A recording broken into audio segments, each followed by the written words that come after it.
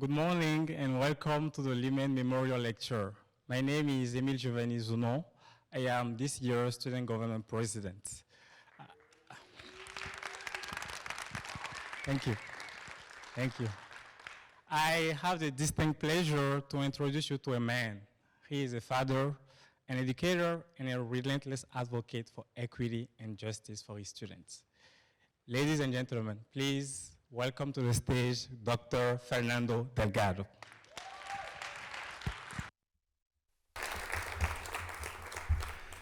Thank you, Emile. I feel the comment about relentlessness and support for students means that our next meeting with Student Government Association, I'm going to have to say yes to something.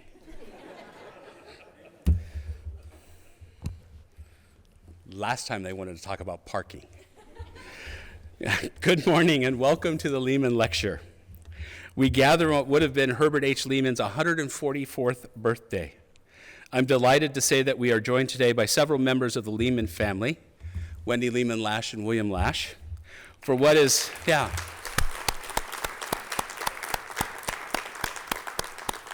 And by the way, independent of the legacy of Herbert H. Lehman, these two members of the family have been firm and deeply committed supporters of the college and what we do for a long period of time. So independent of their relationship to Herbert, they deserve a round of applause for how much they've supported us.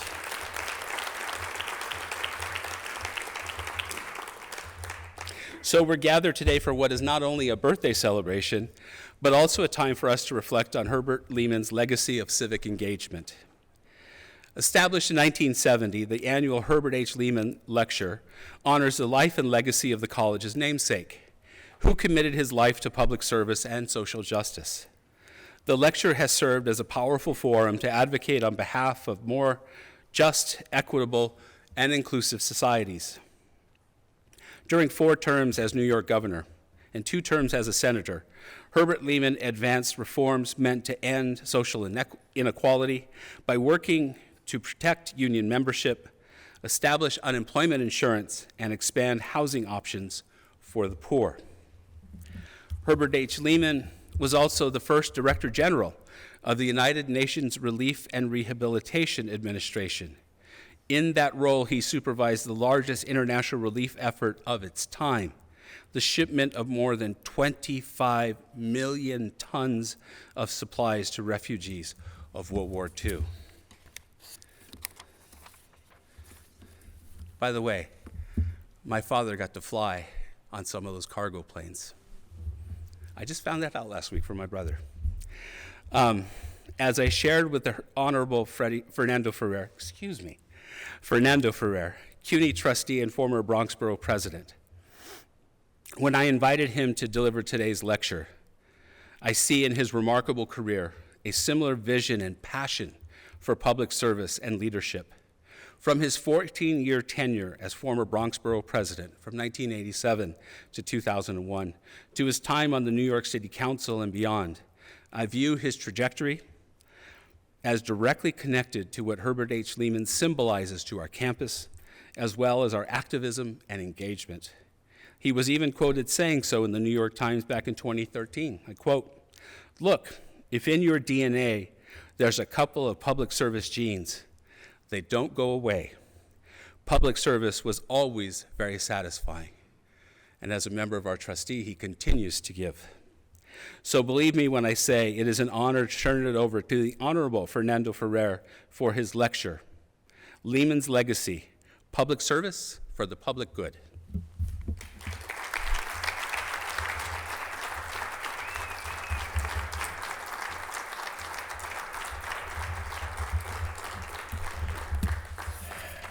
Thank you, President Delgado. That was an extraordinarily generous introduction. I appreciate it. And I appreciate the invitation to be here this morning to deliver this talk. I'm reluctant to call it a lecture because there are people in this audience who don't need to be lectured about public service, who know it very, very well.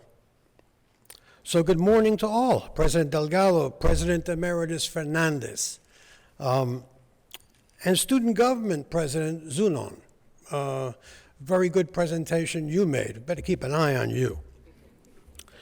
and good friends, all of you. Thanks, President Delgado, again for inviting me to give these remarks on public service for the public good.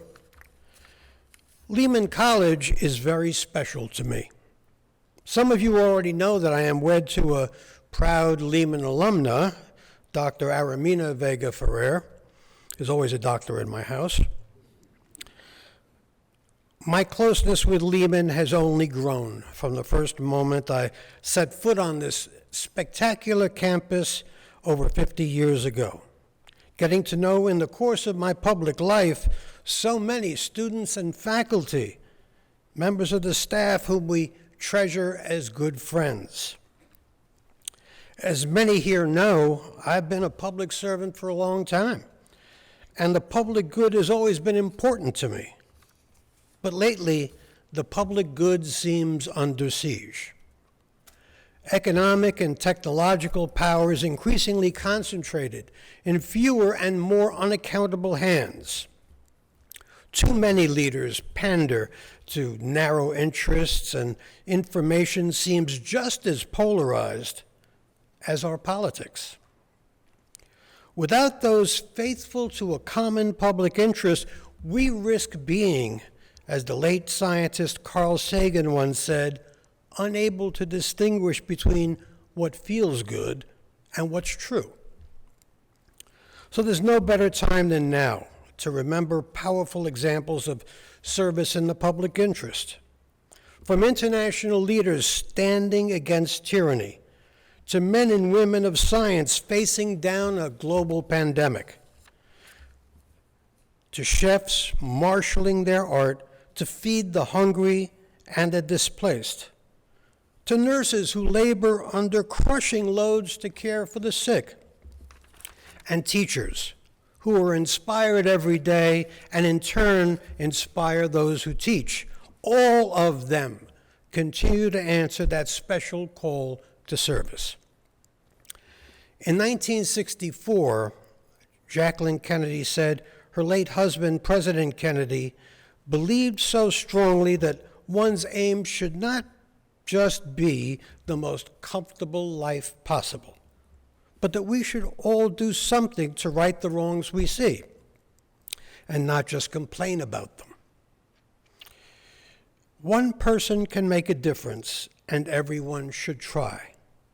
That simple thought, one person can make a difference and everyone should try, powerfully framed the optimism of the time and continues to remind us that public service was and remains the important vehicle for making a positive difference in the lives of our neighbors. That opened my own eyes so many years ago to the possibilities of a life of service. In an earlier generation, Herbert H. Lehman also saw the possibilities of a life dedicated to service. Lehman's fidelity to the common good and his legacy of public service offers another lens through which to see some of today's challenges. As much a product of his time as his namesake college, both Senator Lehman and Lehman College draw heavily from the idea that service in the public interest is still the best way to make a positive difference in people's lives. In Senator Lehman's case, he was informed and inspired by his service as lieutenant governor in then-Governor Franklin Roosevelt's administration. Later, he succeeded Roosevelt as governor and launched his own Little New Deal, enacting important minimum wage legislation benefiting women and children, reduction in working hours for working mothers, and improvements in funding for public housing. After service as the United Nations first chief of its rehabilitation effort in war-torn Europe in the wake of World War II, Lehman was elected as United States Senator from New York and distinguished himself as the conscience of the Senate and one of the bulwarks against McCarthyism.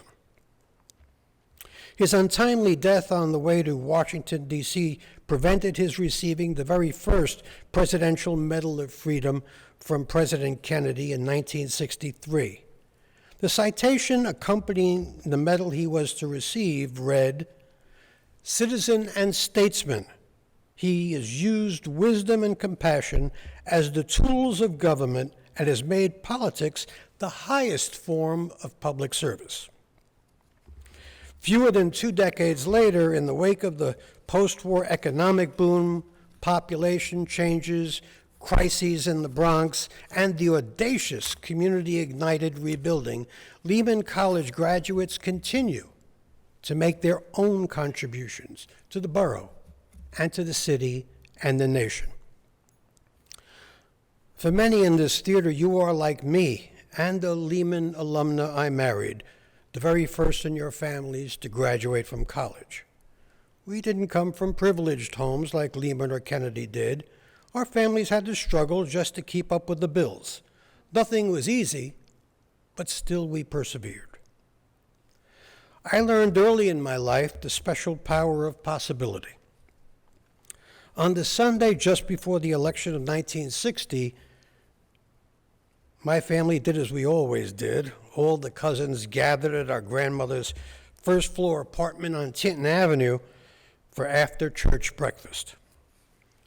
Once the meal was done, my father and I looked out a window facing the street.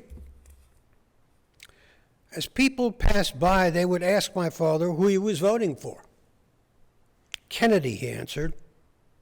Someone else passed and asked my father the same question. For Kennedy was the answer. Then I asked my father why we were voting for Kennedy. He said, because he cares about people like us. I think I understood what that meant then, and I certainly understand what it means now. And that was the day a 10-year-old kid from the South Bronx began to get a glimpse of what might lay ahead. I hope that I put forward another way of looking at the world and ourselves. I am and have been all my life, it seems, a public servant. My own journey in a life of service led to working for the city and the state of New York, being elected to represent this community in the city council, and later as borough president of the Bronx, nominee for the Democratic Party for mayor of New York, the first Latino ever to have had that honor, longtime vice chairman and 3-time acting chairman of the Metropolitan Transportation Authority, and now a trustee of City University of New York. As a member of the City Council, I'm proud of legislation I passed, like the window guards law, which dramatically increased penalties for building owners who failed to install and maintain life-saving window guards in apartments with small children. And the hospital interpreters law, which required interpreters in hospital emergency rooms where patients could not understand or communicate with doctors because they couldn't speak English. And after the embers of the burned-out neighborhoods cooled, I'm proud of the part I got to play alongside so many committed neighbors and leaders in rebuilding the borough I was born and raised and educated. I know our own journeys and your own learning and this very special place inspire you in similar ways. So it's important that we recognize that none of us got here alone. People who had faith in us and people who had never even met us before stepped up to help make these opportunities for us. Now, our commitment must be to pay it forward, to empower yet another generation of strivers to be inspired, to learn, to dream, and to make a difference. That's the debt you owe, and that's the debt after all of these years I still joyfully repay. Make government at all levels work better for the next generation of New Yorkers. Serve our communities with pride, humanity, and a faithful commitment to social justice. Lehman College is, in that sense, the embodiment of Senator Lehman's public service and leadership. Lehman's student body is drawn largely from Bronx working class and first-generation migrant and immigrant families. This college has been and continues to be a proving ground for those who already know how to make a difference. And fittingly, Senator Lehman's expansive and inclusive political outlook is amply reflected in successive waves of teachers, political leaders, nurses, business leaders, and lawyers who proudly call Lehman College alma mater, as does the Lehman alum I married. Thank you.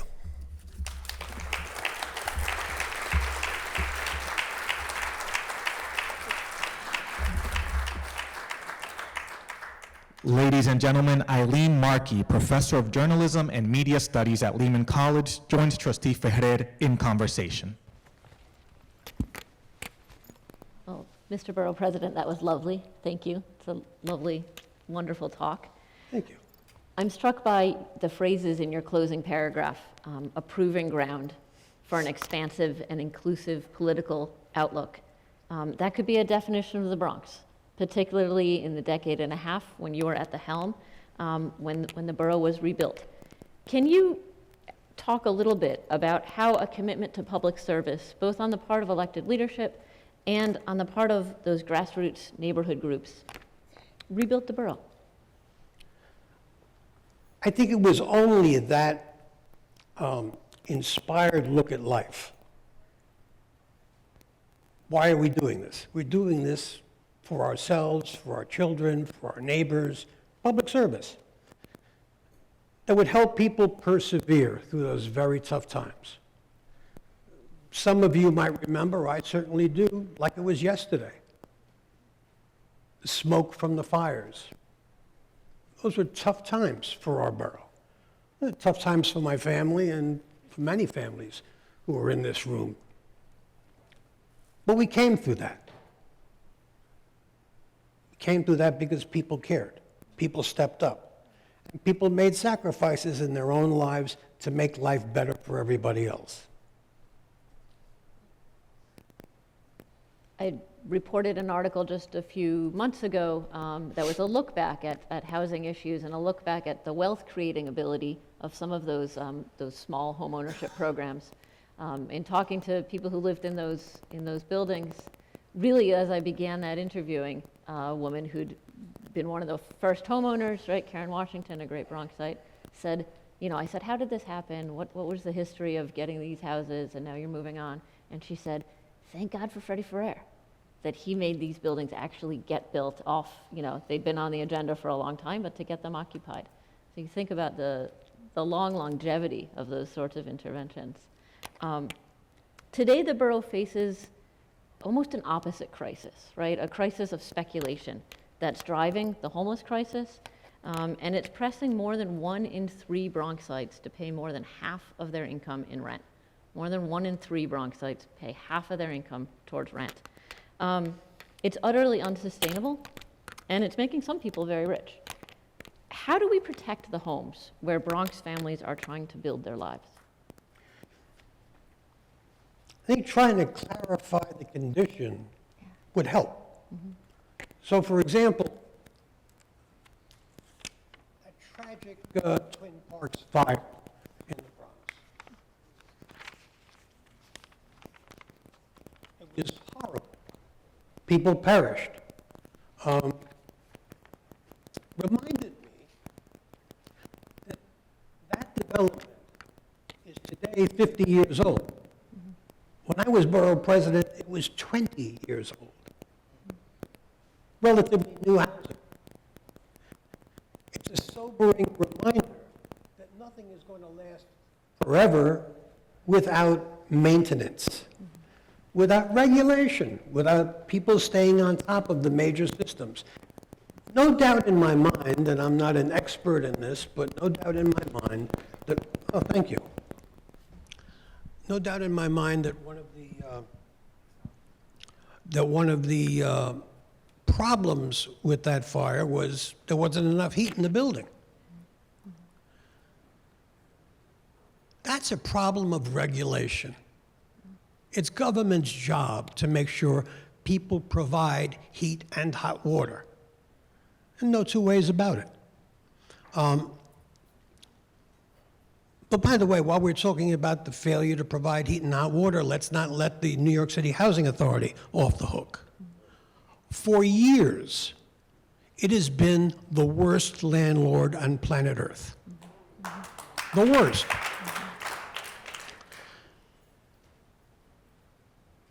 And that's public housing.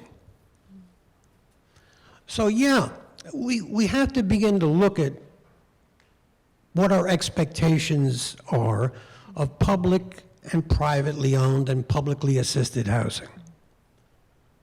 We have to regulate it all. Look, if somebody's going to make a profit to build housing, God bless America. But at the end of the day, people need to be held accountable for providing decent housing. And accountability is what government's job in this context is all about. And frankly, we haven't been doing, government at all levels haven't been doing a good job. When you understand that something, I don't know how many of you have ever had the experience I have living on Fox Street. When we didn't have heat, you would hear the radiators clang. People would bang the radiators for heat. Sound familiar to some people?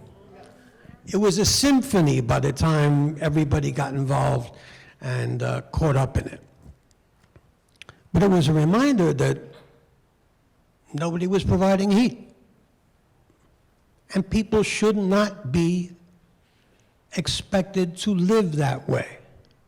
People should, especially in New York City, should not be expected to be able to raise a family without heat and hot water, leaky apartments. Those are the predicates of being able to have a stable family life. So yeah, there's a lot that we need to do. Somebody wants to get rich, God bless. Do your job. Your job is to provide decent and affordable housing. And if you don't do that, you should be out of the business.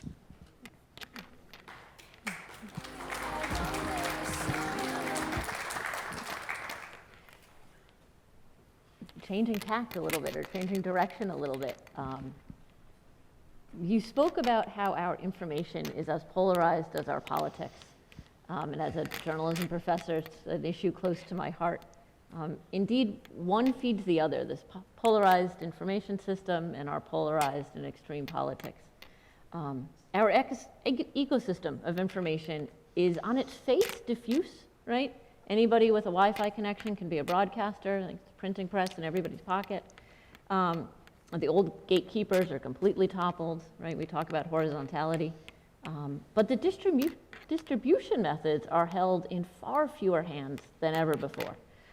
It's three companies, right? It's Google, Meta, and Apple that control how we interact with, how we receive information. And they're unaccountable. Manipulation that rewards extremism is built into the DNA of these distribution platforms. That's not a glitch, that's the point. Yeah. So for all their many faults, Hearst and Pulitzer, right, they have many faults, we're never this shameless. How do we bring a commitment to public service into these systems that deliver the information on which our democracy depends? If I had the answer, anyway, I don't.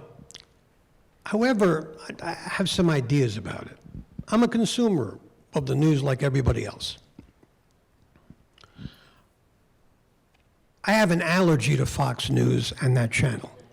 So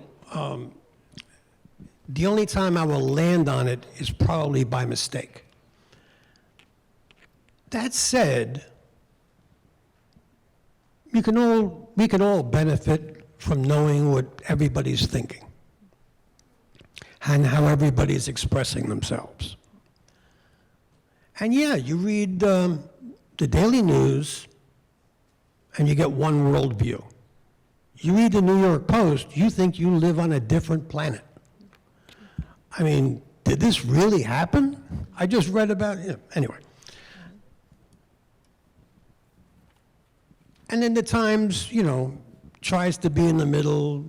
This person said, that person said, and by the middle of the story, you don't care.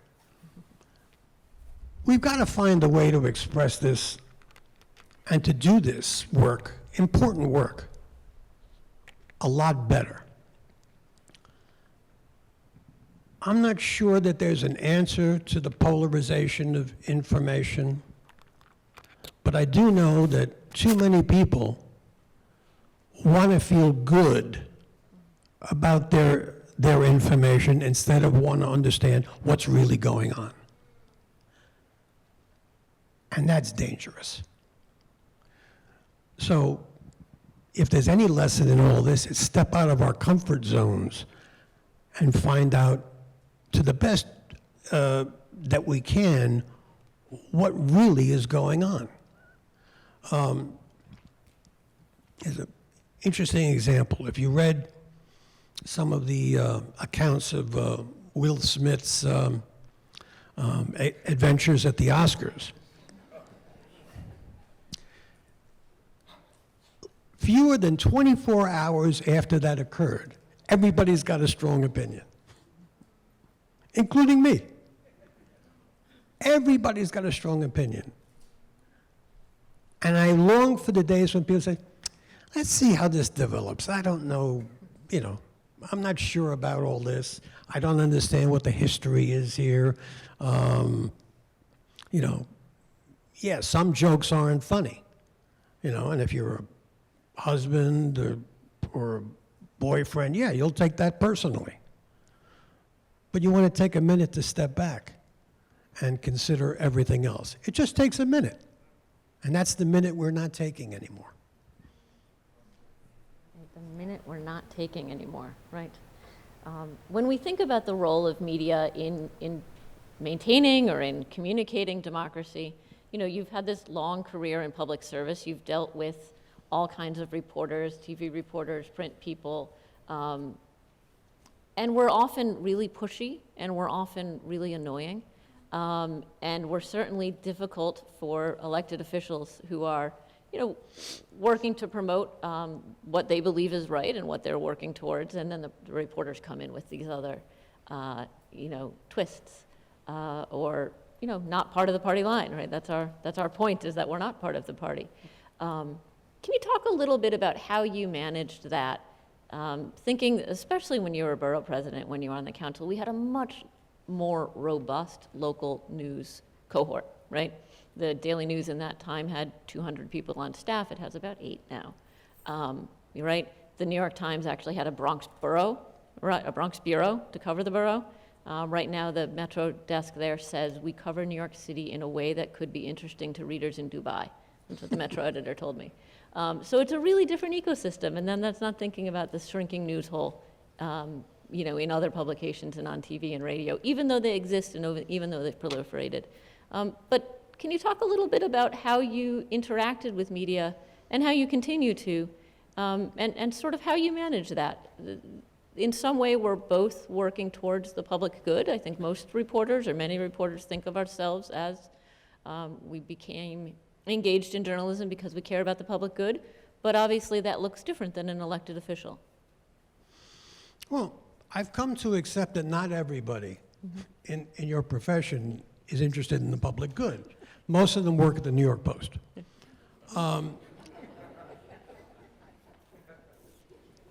See, I don't really care about ramifications anymore.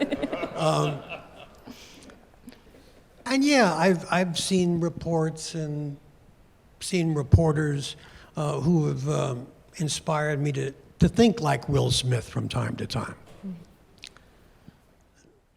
None of that solves anything, makes you feel good right in the moment, but none of it really accomplishes anything. And look, if you're in this profession, public service, you better toughen up. You'll get some slings and arrows from time to time. So will your family members. Those are the parts that are most annoying, but Look, you got to understand that comes with the territory. Looking back, I'm glad I kept my temper mostly in check. And I think, for the most part, the story gets out. It always does. I mean, my mother used to tell me everything comes out in the wash. That is true. And you learn that every day of your life. Everything eventually comes out in the wash. The truth, not the truth, people figure it out. May take a minute, but people figure it out. Yeah, thank you. You've made a few references, both in your talk and in some of your answers, to the difference between what feels good and what's true. What's the role of public higher education in equipping students to be able to discern the difference between what feels good and what's true? And maybe how did you learn this, and how should we be teaching it? One of the highlights of my undergraduate years at NYU, when it used to live in a good neighborhood on University Avenue, is having been carried out of a building over a demonstration concerning the war in Cambodia. And some of my best friends in the police department, they're all retired now, but I met when I was horizontal and they were vertical. Good people, you know, fortunately nothing terrible happened. The president of NYU was very mindful of trying to take the buildings without hurting students. And you come to understand that there's different ways of looking at life. And the biggest lesson you can get from higher education is that there are different ways of looking at it. That's what it is all about. When I became a trustee, we had a number of incidents with respect to safe spaces for students and freedom of speech, which is a perennial issue for public and private higher education. And someone asked me when I visited, actually, Bronx Community College, met with students, they asked me, well, what do you think about it? I said, look, my own view, part of my worldview is say whatever you want, just as long as you don't endanger anybody or threaten anybody's health or safety. Those are my dividing lines. And I've had those dividing lines on the board of CUNY, on the MTA board, and other places. As long as it doesn't hurt anybody or threaten to hurt anybody, hey, it's America. People need to express themselves. The extent to which they feel they can't or won't, it's something we lose. We lose in our public life and in our private lives, and then you begin to think, well, who's going to object to this, and why would they do that, and they'll ruin my life. When we have those worries, we have to really re-examine our basic assumptions about expression. All right, thank you. Today is Herbert Lehman's 144th birthday, as we've said, which is a perfect day for this lovely conversation and this lovely lecture. Are you having a birthday cake? The Medal of Freedom that he was awarded mentioned his wisdom and compassion. I don't think we often think of compassion as a public virtue, as a virtue in public life. Can you talk a little bit about compassion and the role that it's played in your work and in your life?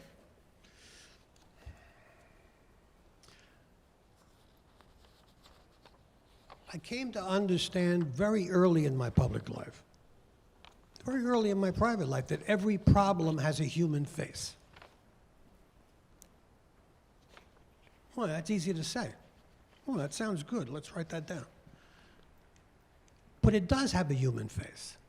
When you talk about building services in an apartment building, The human faces are kids who, go to bed with coats on. What is that? This is New York. Why is that still happening? Human faces when some senior citizen cannot get somebody on the other line to fix their problem in their public housing. What is that? Why are we putting up with that? So all of these things have human faces to them. That's not compassion, that's understanding you're a human being. You live on the same planet with other human beings. You have obligations to them. And if you have a sense of decency, it's an obligation to yourself as well. Thank you. Yeah, an obligation to yourself if you have human decency. Can you say a little bit more about that? A lot of things I could say. Over the course of my time as borough president, and I'm especially glad that the 13th borough president is here, Borough President Diaz, a great friend for a long time in whatever office he held, but he's seen similar things as I have. In that job, you will see bad stuff. You will see people shot dead by total strangers. You will see people perish in a fire. My own tough time was seeing early the victims of Happy Land fire on Southern Boulevard. I wish I could forget those images. It would be nice. But they're tough.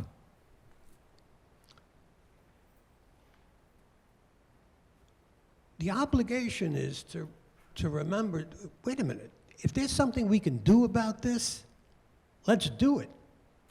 I remember after Happy Land, we all worked ourselves up and social club task force and inspect buildings, and that's all useful and good because so far as I know, nobody can see into the future and know when one of these things will happen. So while some people dismiss it as closing the barn door once the horses fled, I think it's at least being responsive. But there are other things we can and should be thinking about. Can't predict every calamity that will befall us. Wish we could. Wish we could prevent a fire or two. That would be nice. Wish we could prevent a traffic fatality that prematurely takes the life or health of someone. It's wrong. And to the extent that when Mayor de Blasio put in place the 25-mile-an-hour speed limit, my wife and I were cheering. I mean, everybody should cheer. Drive slower. Where are you going? Are you driving an ambulance? Drive slower so you don't run anybody down. Stop at every intersection. How long is it going to take? So yeah, there are things we can do and should be doing. Yeah, these are these really practical and specific interventions. When you were on the city council, you pushed for window guards, for hospital interpreters, and we can look back a few generations and think about countless lives that were saved by both of those really specific and concrete interventions. We need window guards in apartment buildings. We need people who speak every language in the hospital, or access to people who speak every language. Thinking about the Twin Parks fire, and one of the policy interventions that came out of that, right, is self-closing doors and stricter inspections and punishments for lack of self-closing doors. How do we use government to address those concrete and specific problems? Okay, we need window guards, we need hospital interpreters, we need self-closing door inspections.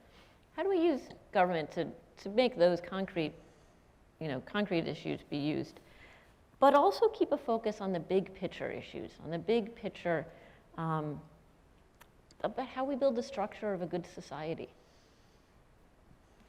bigger ideas. Well, we have to be able to do both things at once, or else look for something else to be involved in. Don't do government because you got to walk and chew gum at the same time. When you, the window guards legislation was interesting because window guards were always required. But the penalties for not having them and maintaining them were so low that people could not maintain them or not install them with impunity. So first, we had to examine where the law sat. That law sat not in the administrative code, but in the health code. I bet you nobody knew that. And in the health code, who bothers reading the health code? It's like nobody reads the fire code. And hardly anybody understands the administrative code anyway. So the first step was take it out of the health code, put it in the administrative code. Second step was have clear expectations about what we wanted to accomplish. Third step, increase penalties dramatically to make it completely untenable for a building owner not to install or maintain these things. Once we started to do that and drew attention to it, it's amazing how young people stopped falling out of windows. And that was very satisfying. To know that I could speak at a commencement at Lehman College and look into the faces of students whose lives may have been saved by window guards. Who knows? Yeah, thank you.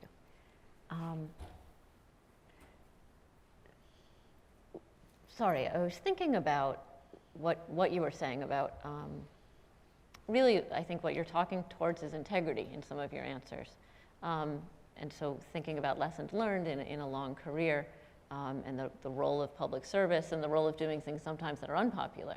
I was just a couple of years out of college in 2001 when you were the nominee for mayor. And I guess what I'm thinking about is some of your answers, right? You're thinking about process. Is this in the health code or is this in the administrative code?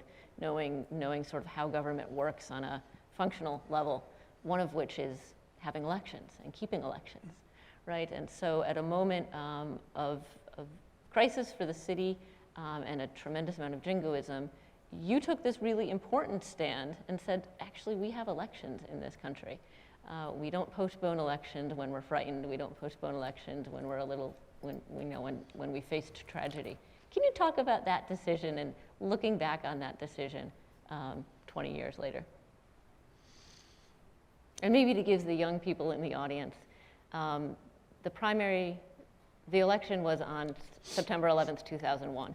And so obviously the election was held off that day. We stopped the polls, obviously. And then there was this drive by then Mayor Rudy Giuliani who said, we're in crisis, I should get to stay on as mayor. We'll postpone this election, I'm in charge, let me stay. And a lot of people in city government said, you're right, this is a terrifying moment, we don't know what's gonna come next. Let's postpone it. And Ferrer said, no, we have elections.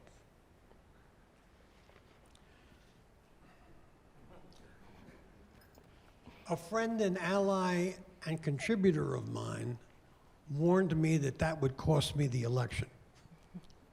And he was probably right. And 20 years later, I still don't care. Because that may have been the first glimpse that we all saw of authoritarian Rudy. I knew it was always there. So when I had people coming to me, very powerful and important people saying, look, we should give him the time he wants, it's okay. You know, he can have, you know, he could overturn term limits if he wants. So what are you talking about? How are you going to let that happen? You know, look, I had the same objection with Bloomberg. Did it in a less gross way, but it was gross nonetheless. You don't postpone elections for any reason. We didn't do it in the middle of the Civil War, for God's sakes. We didn't do it during World War II. We didn't do it in the Korean War. Why are we thinking about postponing elections now? In fact, having an election is the biggest act of defiance and show of strength to the people who tried to snuff it out on September 11th. Now, I remember that day better than a lot of people. For a moment, we stood proud. City was united, country was united. We did what we needed to do. But make no mistake, people were still afraid.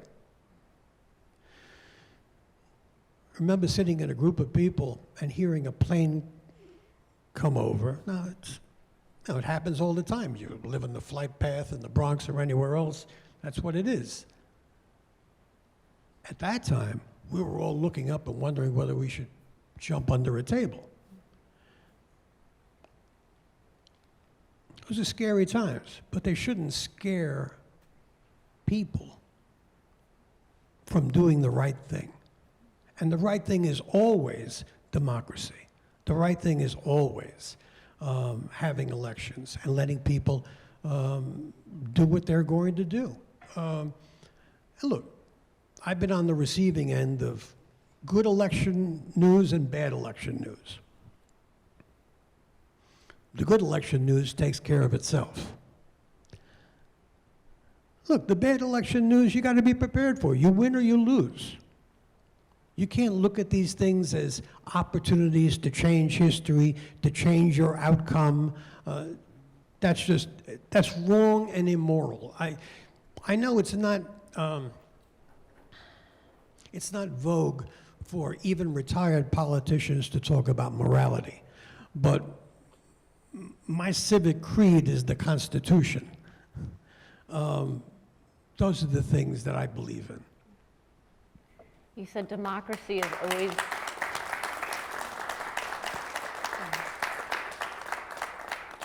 Maybe I should run again. Thank you. It's like a narcotic. You said democracy is always the right thing. You know, my students, that's the quote you pull. Democracy is always the right thing. Our students are hustling. They've been told by society and by popular media that they should climb and get their lucre. What was it that inspired you to take on that Kennedy call, that life isn't about attaining the most comfortable position, but that it's about righting the wrongs that we see? Well, the road was made easier for me because my family didn't have that comfortable position anyway. However, Kennedy was the most inspiring president of my lifetime. Now, there have been great presidents before and since, but Kennedy was the most inspiring. The one who spoke to your heart and emotions and said, look, there's something big we all need to do. You understood that instinctively. And it inspired a view of life in me and so many others that still stays with me. You have an opportunity to make things better. Look, on the MTA board and on the City University board, you know, it's hardly, you know, working in the Elysian fields. It's a big deal, though. to students at Lehman who need us to keep control on costs so that they can afford to go through college without massive debt. They look to us to do that. The faculty looks to us to ensure that there is fairness in their treatment. Everybody looks to us in this community to make sure the buildings are in good repair. Something as mundane as bathrooms working. That's important to some people, but it's important to trustees too. So those are the things that, anyway. Yeah, thank you, thank you. We have some questions from students and other members of the audience. Oh, very cool. That are handed to me on index cards. And they're all really on a theme. What advice would you give to students who care about public service and want to participate in something, but maybe it's not going to be what they make a career of? Doesn't mean you have to. I did, and other people did. But the advice I would give to anybody who is interested in this as something to do right now in a way of life is, okay, get involved with something. Don't be a spectator. Don't sit on the sidelines and handicap political races. Get involved in one or two. And if you have an extra $2 or $5, give it to the candidate you really believe in. Those little contributions make a difference. The contribution of your work and effort and the time you put into it make a large difference. That's the way to change things. When, this is like anything else, in economics or in life. Politicians know how to do a great many things. One of them is they know how to count. Trust me, they do. They know how to count the number of people who are working in their campaigns. They know how to count who's contributing and how they're contributing. But they also know how to count, okay, who's going to vote for me? How many people are inclined to vote for me? How many people are not? What do I need to do to reach them?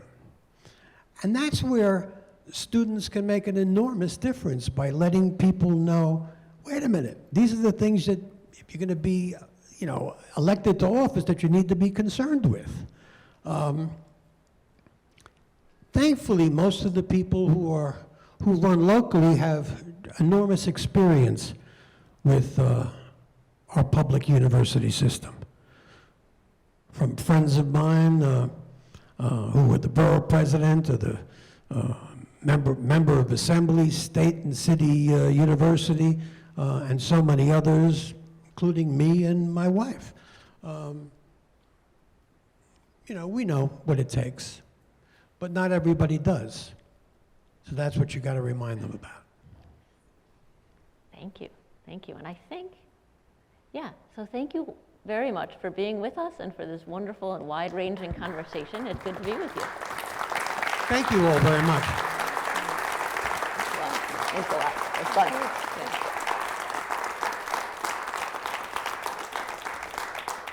I used to look younger. Thank you all. Very good. This concludes the 52nd Annual Herbert H. Lehman Memorial Lecture. Thank you for coming. Well, that's the